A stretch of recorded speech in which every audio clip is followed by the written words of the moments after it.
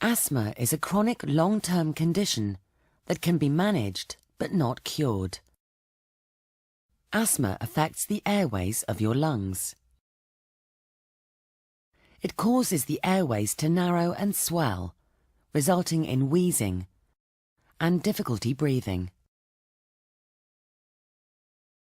During breathing or respiration, air goes in through our nose or mouth to the upper airways, at which point it reaches the windpipe, which branches into two large bronchi to reach the lungs. The lungs are protected by the rib cage, which also contains the muscles that control your breathing. In asthma, the airways are oversensitive and easily irritated by certain triggers, called asthmatic triggers.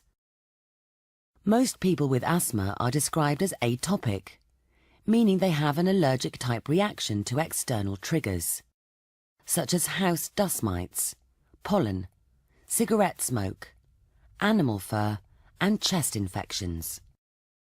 However, for some people, the onset of asthma is unpredictable and may be caused by anxiety, stress, or even laughter.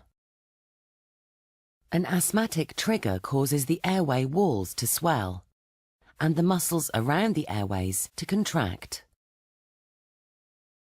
The airways narrow, and breathing through them produces a whistling sound called wheezing.